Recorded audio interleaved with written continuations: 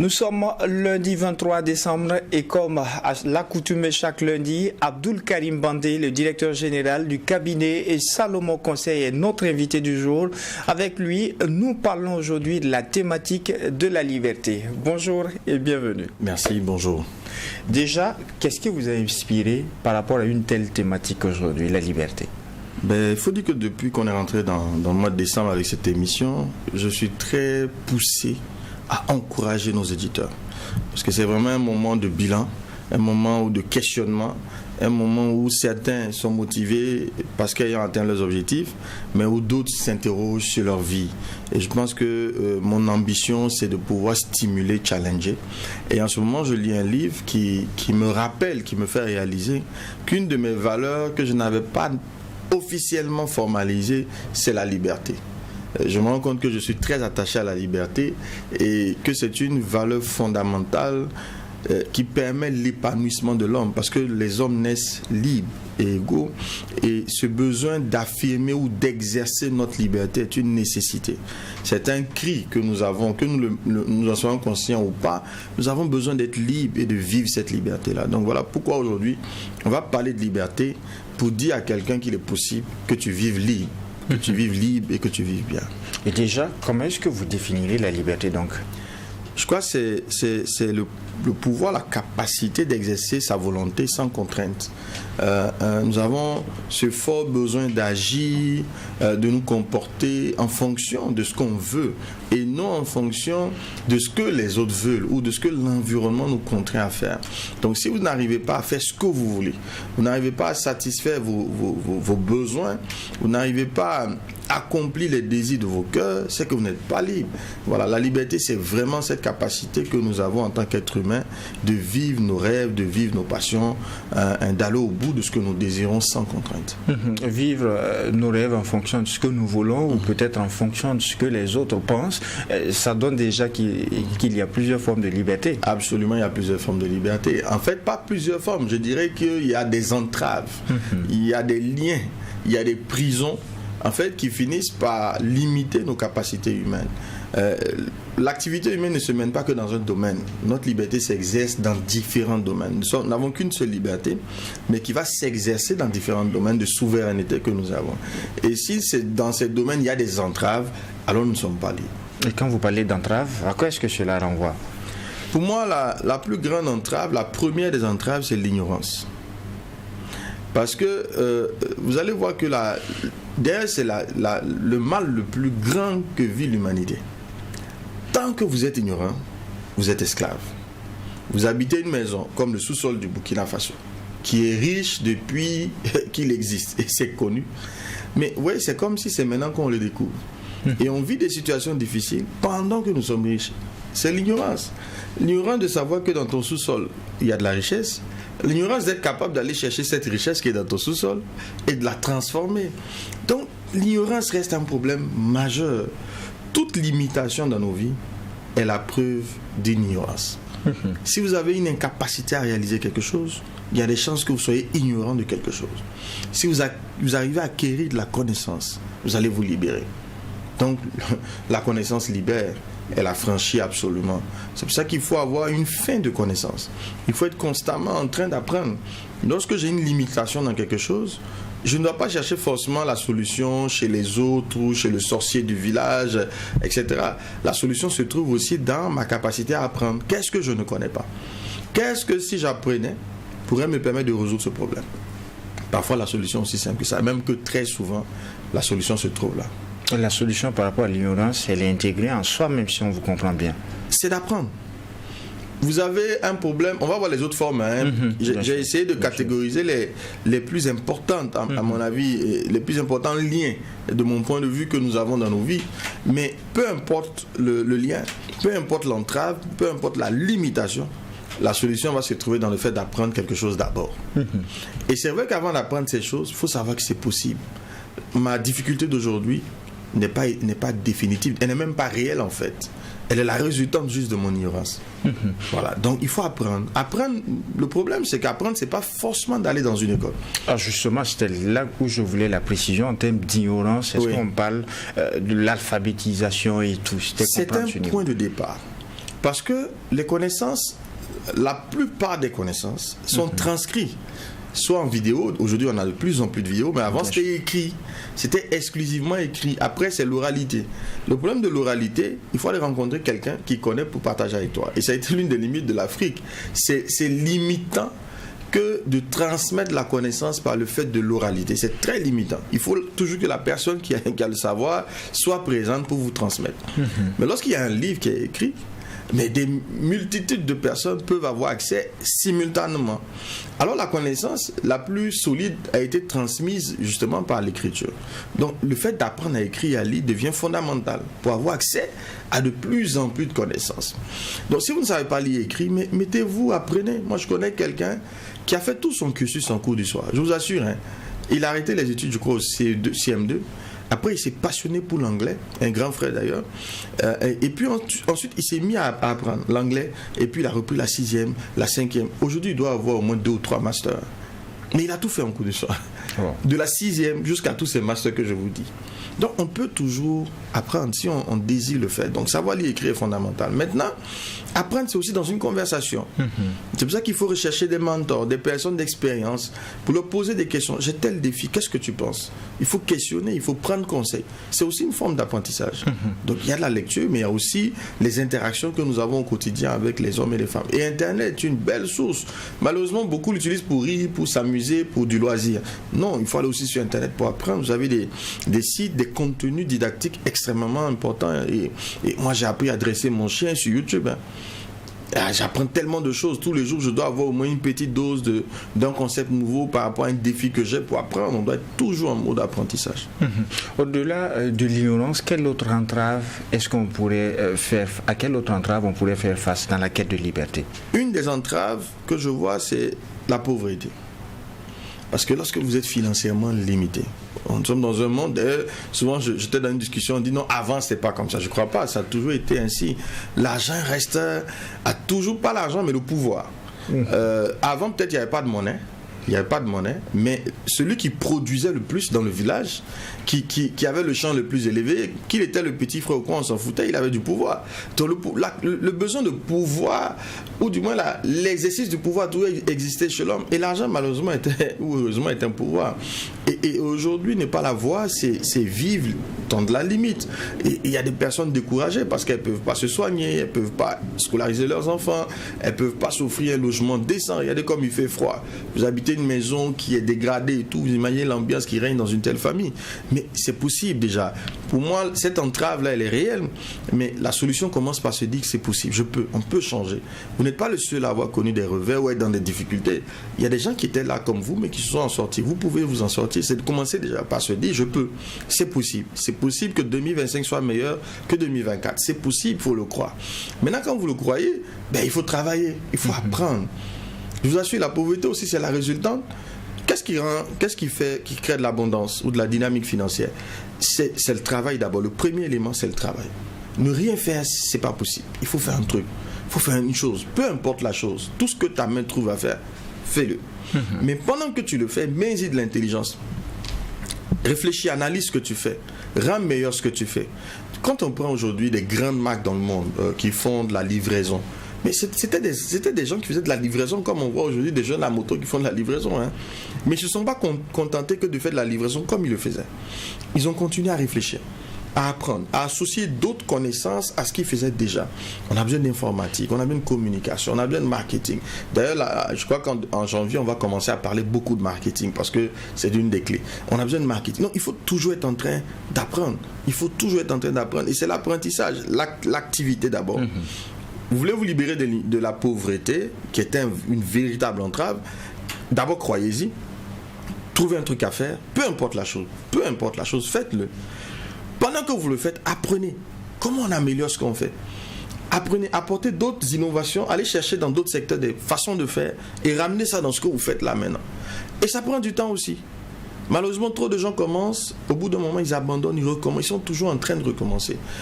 Moi, ça fait 20 ans que je fais de la formation. Et rien que de la formation, on n'a pas besoin de faire 10 000 choses, quoi. Avec un seul talent que tu exploites à fond, tu mets tout, mais tu gagneras forcément ton pain, quoi. Voilà, donc il faut y aller, il faut travailler et se dire que c'est possible. Et je crois que c'est possible et que 2025 sera meilleur que 2024. Quand on vous écoute, après l'ignorance, après justement la pauvreté, on se rend compte que pour les vaincre, ça fait appel à une thématique dont nous avons parlé, la foi également à l'intérieur. Exact. Ah oui, c'est ça l'espérance. Non, en fait, l'homme même ne peut pas vivre sans foi, c'est impossible. Dès l'instant que vous avez arrêté d'espérer, dès que vous avez baissé les bras, c'est fini. On ne peut pas. Attends, les thèmes que nous voyons en lien, c'est une construction. Hein. D'ailleurs, même on devrait me payer pour ça. C'est une construction. Donc, si on les met ensemble, on arrive à les ajuster, à les agencer, forcément, on commence à avoir du mouvement dans sa vie. Hein. C'est ce que je fais, c'est ce que les gens autour de moi font, c'est ce qu'on fait en coaching, etc. C'est vrai que dans un coaching, on ira plus loin. Oui, donc il faut de la foi. On ne peut pas ne pas exercer cette foi qui est d'ailleurs une liberté, hein. La liberté de penser, la liberté d'espérer, la liberté de rêver. C'est l'endroit où personne ne peut vous entraver d'ailleurs. Qui peut rentrer dans votre tête pour vous entraver? La seule façon de vous entraver, et c'est ce que le colon a fait en tout cas en partie pour l'Africain, c'est de modifier ton système de croyance, d'y mettre des espèces de virus qui font que tu n'as même plus l'audace de rêver, tu n'as même plus le courage, ton propre rêve est en noir-blanc. C'est anormal, ton rêve doit être en couleur, quoi, c'est le tien. Donc il faut espérer, il faut avoir de la foi. Comme entrave à la liberté, on se retrouve avec l'ignorance, la pauvreté. Quelle autre entrave est-ce que vous remarquez? Je pense qu'on peut citer également la santé, l'entrave physique. Parce que si vous êtes malade, comment vous allez vous mouvoir? Donc prendre soin de soi est fondamental. Je discutais avec un médecin en santé publique qui m'a dit qu'en fait, la maladie n'est que la conséquence de l'ignorance. On a des comportements qui finissent par nous rendre malades. Et leur métier, eux, en santé publique, c'est d'éviter que les gens tombent malades. Et ils ne sont pas là pour soigner. Ils sont là pour éviter que les gens tombent malades. Malheureusement, ils n'ont pas vraiment de liberté d'exercer leur métier parce qu'il y a trop d'implications. Si les gens ne tombent plus malades, il y aura des conséquences sur l'économie. Parce qu'il y a des firmes qui ne pourront plus vendre des médicaments, qui ne pourront plus faire de recherche, etc. Mais il faut savoir qu'on tombe malade déjà parce qu'on est ignorant des bons comportements. Prenons les problèmes moteurs, les problèmes lombaires et tout ça. Mais dans bien des cas, c'est parce qu'on est ignorant des postures qu'on doit avoir, la façon de nous arrêter, la façon de marcher, la façon de nous lever, de prendre une chose au sol. On est tellement ignorant qu'on a des petits comportements qui, d'année en année, finissent par ronger nos vertèbres, etc., nos articulations. Et puis après, on est dans des problèmes de santé. C'est la même chose pour la nourriture. Lorsqu'on mange mal, on ne s'alimente pas correctement, mais on va finir par tomber malade. Je connais une dame, la mère d'un ami, on lui a identifié un diabète ou une tension, je crois, à l'âge de 40 ans. Mais elle a étudié sa maladie. Elle doit avoir environ 75 ans aujourd'hui. Mais je t'assure que toi et moi, on ne peut pas marcher avec elle. Elle est en très bonne santé. Elle a appris, elle s'est disciplinée, et ce n'est aucunement un problème pour elle. Au contraire, la maladie est devenue un élément même de longévité pour elle. Parce que ça l'a contraint ou ça l'a emmené à vivre de manière plus saine. Donc nos limitations physiques, oui, c'est une entrave. Il faut être en bonne santé pour être productif. Il faut être en bonne santé pour être heureux. Si vous avez tout l'ordre du monde et puis vous êtes couché malade, incapable de le bouffer, ça doit faire même encore plus mal d'être riche et malade. Hein, parce que tu vois que tu peux t'offrir des choses et tu ne peux pas le faire en même temps.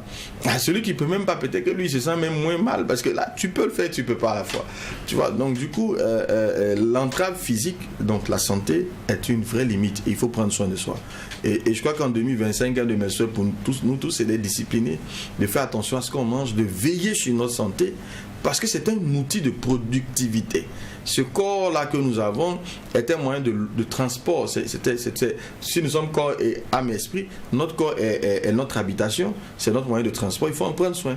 C'est comme ta moto qui doit durer longtemps, il faut changer l'huile, il faut la nettoyer, etc. Mais ton corps aussi, il faut le vidanger, il faut lui donner ce dont il a besoin, le carburant, l'énergie pour qu'il fonctionne bien. Donc attention à ce qu'on mange, au sport, au repos.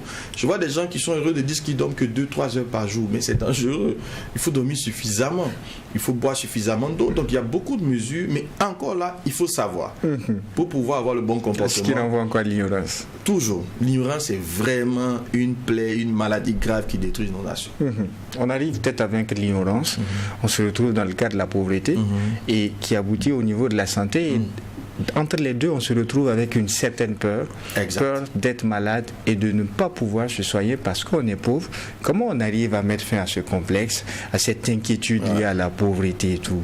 la peur, effectivement, ou le complexe aussi est une grosse entrave.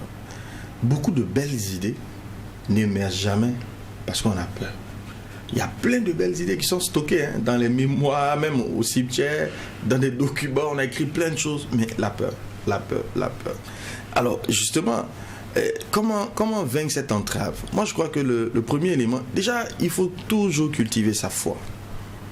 À côté de sa foi, il faut apprendre. Souvent, c'est une chimère, c'est une illusion. C'est un mur de verre qui n'existe pas vraiment. Regardez, ça c'est impossible à faire, c'est pas impossible. Si d'autres l'ont fait, tu peux le faire. Et je dis, tu peux le faire. Mais le problème, c'est que la seule façon pour toi de savoir si tu peux ou pas, c'est d'essayer. C'est la seule façon. Essaie, commence. Mais combien de gens n'ont jamais commencé? Ils ne commencent que les projets dans leur imagination, dans leur pensée. Mais à un moment donné, oui, il y a une phase de conceptualisation, il y a une phase d'imagination, de rêve, où il faut se projeter, mais après il y a une phase d'action. Et l'action là, il faut te lever, il faut agir, on en a parlé déjà. Il faut te lever, il faut commencer. Échouer, pour gérer aussi la peur, il faut avoir un paradigme de l'échec, un bon paradigme de l'échec, une bonne perception de l'échec. Si tu perçois l'échec comme une mauvaise chose, comme une fatalité, comme quelque chose de négatif ou la preuve de ton incompétence, ben tu ne feras rien. Mais les grands groupes dans le monde échouent plus qu'ils ne réussissent. Quand on voit une marque qui arrive à réaliser quelque chose, soyez sûr qu'il y a au moins 200, 500 échecs derrière ce succès-là. Donc, au fond, l'échec est une... Moi-même, je le disais la dernière fois, j'en parle pour moi. L'échec fait partie du processus du succès. C'est le mot technique là, c'est quoi? De l'itération. La démarche de succès est itérative. C'est-à-dire, on teste, ça échoue, on corrige, on teste encore, on tire des leçons, on corrige jusqu'à ce que... En réalité, tout ce que nous faisons est itératif. Et le cas de l'actuel patron de X est illustratif. Non, lui, c'est le champion de l'échec. Il n'a pas peur, mais on dirait que même il recherche l'échec. Tu vois, il reste tout là dans ses affaires parce que justement, il est conscient que si tu n'échoues pas, tu ne réussiras pas. Et d'ailleurs, dès que tu n'as plus peur d'échouer, le succès même est obligé de te rencontrer. Parce que l'échec doit disparaître. Mais tes peurs même, c'est une sorte de foi négative. Tu crains tellement de jouer que tu échoueras, sinon tu ne seras pas normal. Non. Alors, pour vaincre cet échec-là, il faut pratiquer. Il faut essayer encore et encore. Et au fur et à mesure, on va s'accoutumer à l'échec, ça ne va plus nous déranger, quoi. Et on n'aura plus peur de foncer et d'essayer. Qu'en est-il à présent de l'autre qui détermine chaque pas que nous posons? Absolument. Je crois que autrui aussi devient, on l'a vu en philosophie, devient vraiment une prison dans laquelle on évolue. Des gens ont de belles idées, mais quand vous demandez à quelqu'un, et c'est normal qu'ils vous disent qu'ils n'y croient pas. Est-ce que tu penses quoi de ça? Ça va pas marcher, tu sais. Personne n'a jamais fait ça. Et puis on se limite aux propos d'autrui. Le pire même, ce sont les parents. Il y a des parents qui ont une telle autorité sur leurs enfants, qui sont tellement envahissants qu'ils modèlent leur enfant en fonction de ce qu'eux ils veulent. Mais l'enfant n'est pas toi. C'est vrai qu'il est ton enfant, mais il n'est pas toi. Et donc ce gars qui est inhibé aussi a besoin de se libérer à un moment donné. Vous avez plein de foyers qui échouent parce que les parents sont quasi présents, omniprésents dans ces foyers-là. La fille, elle est mariée, mais c'est sa maman qui détermine l'ambiance de son foyer. L'homme est marié, mais c'est son père ou sa mère qui détermine l'ambiance de son foyer. Ce foyer-là aura toujours du mal parce qu'il n'a pas son authenticité, son originalité. Donc, il faut se libérer du regard d'autrui, même ses parents, à un moment donné, de tous ceux qui nous entourent pour vivre nos rêves. Et puis, vous savez pourquoi les autres ne peuvent pas accompagner vos rêves? Parce que c'est un rêve. Ça n'existe pas. Il n'y a rien de tangible pour l'apprécier. Donc, c'est normal que les autres n'y croient pas. C'est normal. Et en fait, quand on les questionne quand vous questionnez les autres sur vos rêves et qu'ils vous disent non. En réalité, c'est pas, vous ne devez pas attendre qu'ils vous disent oui, non. Leurs inquiétudes devraient vous permettre de travailler mieux votre projet. C'est pas de l'abandonner. Vous partez de les inquiétudes. On recevait, il n'aime pas beaucoup parler de lui, le fondateur du Bon Samaritain, qui racontait un peu comment il lance le plus grand qui est... j'ai fait de la pub, désolé. Comment il lance le plus grand. Et il dit que tout le monde lui a dit non, pratiquement tout le monde. Mais chaque non était une occasion de voir qu'est-ce qui, effectivement, les noms, là, dans les noms, là, il y avait des raisons d'échec effectivement valables.